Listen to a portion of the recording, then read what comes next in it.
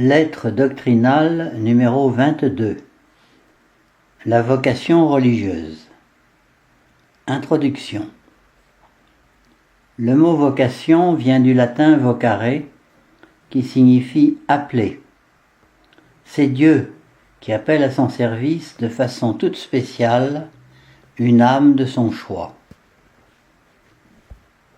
Comme Jésus sortait pour se mettre en chemin, quelqu'un accourut et, se jetant à genoux devant lui, lui demanda : « Bon maître, que dois-je faire pour avoir en héritage la vie éternelle ?» Jésus lui dit : « Vous connaissez les commandements, suivez-les. » Il lui répondit : « Maître, j'ai observé toutes ces choses dès ma jeunesse. » Jésus, l'ayant regardé, l'aima et lui dit : « Il vous manque une chose. Allez, vendez tout ce que vous avez, donnez-le aux pauvres, et vous aurez un trésor dans le ciel. Puis venez et suivez-moi. » Mais lui, affligé de cette parole, s'en alla tout triste, car il avait de grands biens. Marc 10.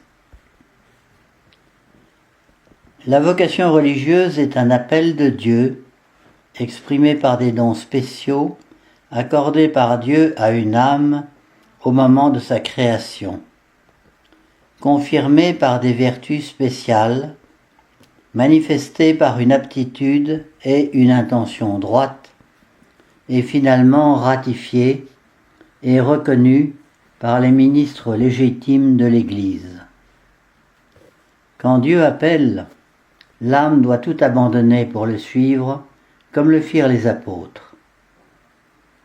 Si vous voulez être parfait, renoncez à vous-même, prenez votre croix et suivez-moi, et je ferai de vous des pêcheurs d'hommes. Matthieu 4, 22. La libre réponse à la vocation religieuse se traduit par la joyeuse consécration de sa vie à notre Seigneur Jésus-Christ, en suivant les 3 conseils évangéliques de pauvreté contre la concupiscence des yeux, de chasteté contre la concupiscence de la chair, et d'obéissance contre l'orgueil de la vie. Dieu n'appelle pas à son service ceux qui désirent le suivre dans cette voie, mais ceux qu'il a lui-même choisis. Comme Jésus montait dans la barque, celui qui avait été possédé lui demanda la permission de le suivre. Jésus ne le lui permit pas, mais il lui dit : « Allez dans votre maison auprès des vôtres, et racontez-leur tout ce que le Seigneur a fait pour vous, et comment il a eu pitié de vous. » Condition d'une vraie vocation. Saint Thomas d'Aquin, supplément 36, ne demande que 2 qualités à ceux qui reçoivent le sacrement de l'ordre : la vie sainte et la connaissance des Saintes Écritures. Quant à saint Alphonse de Liguori, autre docteur de l'Église, il ne parle que de 3 conditions : l'absence d'empêchement, aptitude, l'intention droite et être accepté par un supérieur religieux. Selon lui, toute personne qui peut remplir ces 3 conditions a le droit d'essayer la vie religieuse. Expliquons rapidement. Premièrement, l'absence d'empêchement.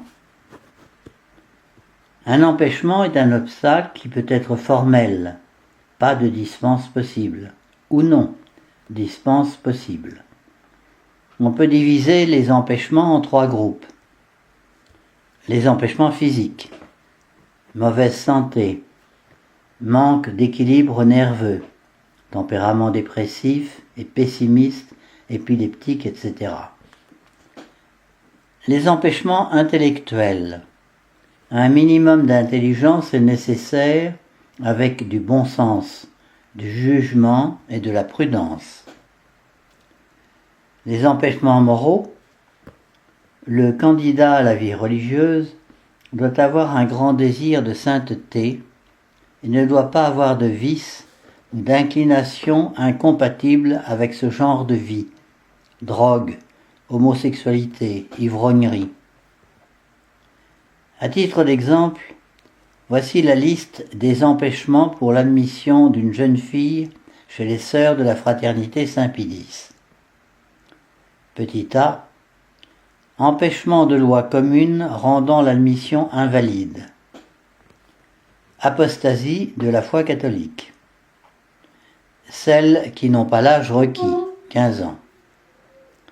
Celles qui entrent dans la vie religieuse sous l'influence de la violence, de la crainte, par fraude, et de la même façon celles reçues par des supérieurs agissant sous les mêmes influences. Celles qui sont mariées, mariage valide.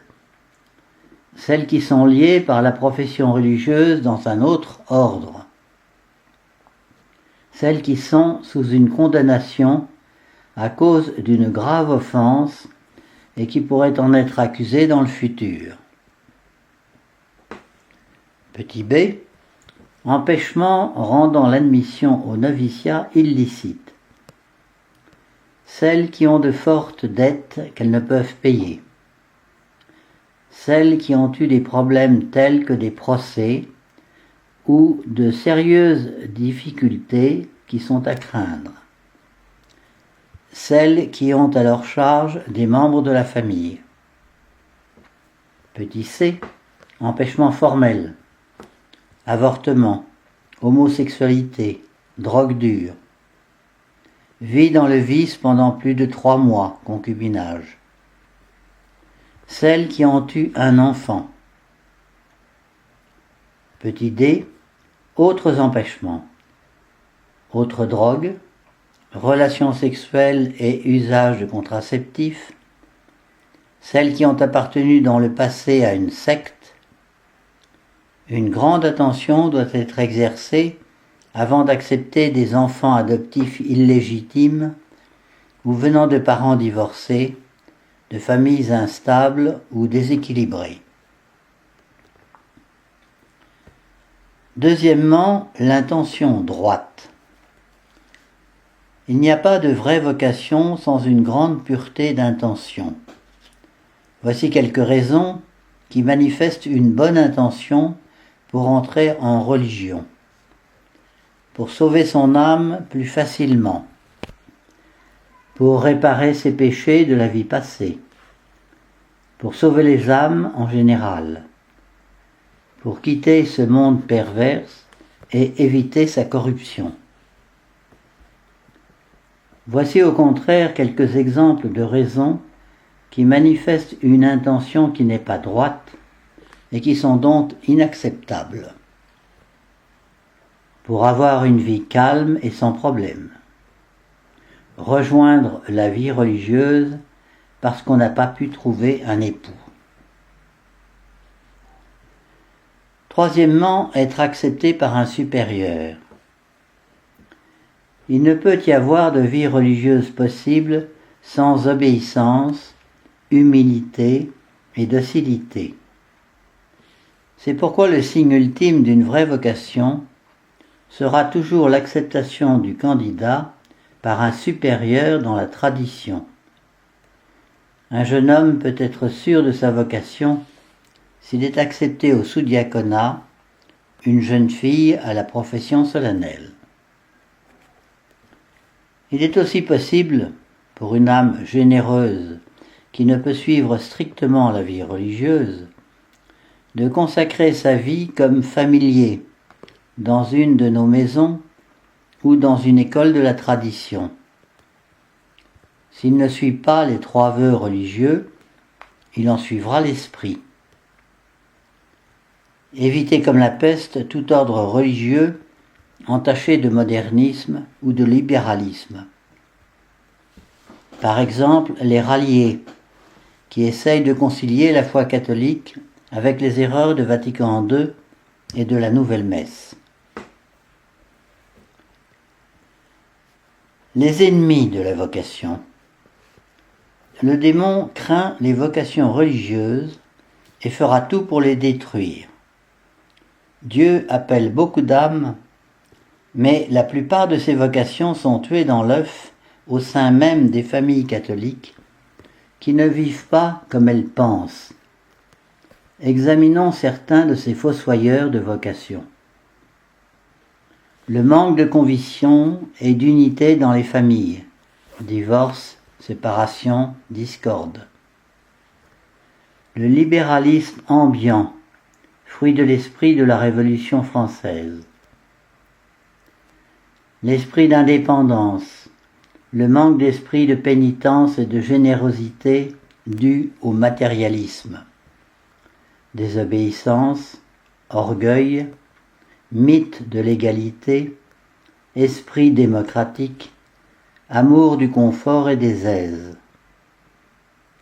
Une vie spirituelle superficielle, pas de vie intérieure, méditation, ni de pratique sacramentelle. La télévision et Internet qui infusent l'esprit du monde dans les cœurs. Les fréquentations assidues entre filles et garçons, les danses et soirées mondaines, rallyes, surprise parties, avec présence ou non des parents et de chaperons. La plupart de nos vocations sont détruites dans ces lieux de perdition, dans bien des cas avec la bénédiction des parents. Les écoles publiques ou catholiques modernes. L'ignorance de la doctrine catholique. Nombreux sont nos catholiques qui mettent en doute le principe d'autorité, qui pensent que l'Église et l'État doivent être séparés, qui admettent la liberté de conscience. Ces faux principes rendent impossible le règne social de notre Seigneur Jésus-Christ. Le pape Léon XIII résume très bien ces erreurs dans sa lettre Testem Beni Voluntatie au cardinal américain Gibbons du 22 janvier 1889. La première erreur est le rejet de la nécessité d'une direction spirituelle externe pour lui préférer une direction individuelle par le Saint-Esprit.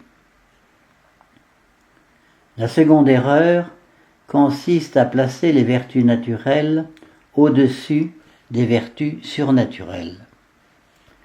La troisième est de préférer les vertus actives aux vertus dites passives. La quatrième est le rejet des vœux religieux, considérés comme incompatibles avec la liberté chrétienne. La cinquième est la nouvelle méthode d'apologétique qui diminue la doctrine catholique pour attirer plus facilement les convertis et en même temps suspend le principe d'autorité pour que l'individu puisse développer ses propres initiatives dans l'apostolat.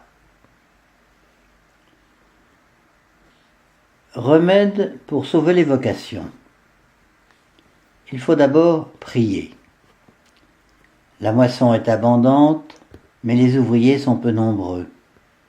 Priez donc le maître de la moisson d'envoyer des ouvriers à sa moisson. Matthieu 9, 37.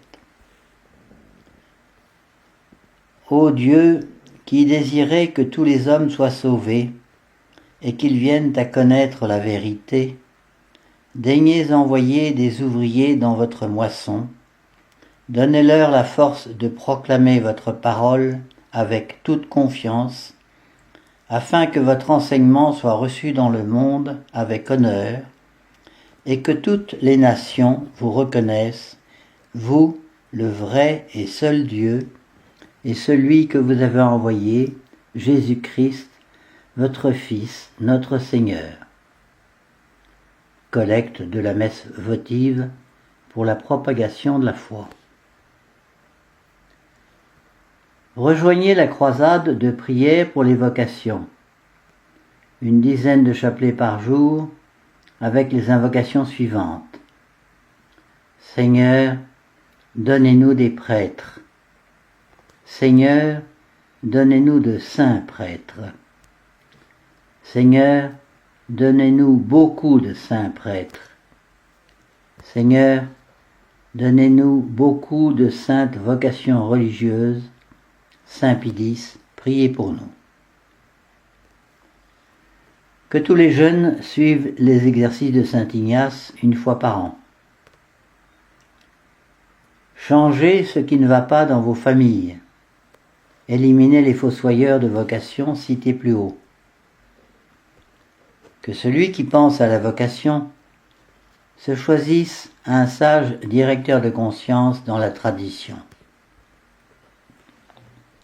Sainte Bernadette, la voyante de Lourdes, en 1858, ne disait-elle pas que si une vocation était fidèle, toute sa famille se sauverait? En vérité, je vous le dis, nul ne quittera sa maison ou ses frères, ou ses sœurs, ou son père, ou sa mère, ou ses enfants, ou ses champs, à cause de moi et à cause de l'Évangile, qu'il ne reçoive maintenant, en ce temps présent, 100 fois autant, et dans le siècle à venir, la vie éternelle. Marc 10, 29. Tout dévoué en notre Seigneur Jésus-Christ et sa très sainte mère, Abbé Jean-Luc Laffitte.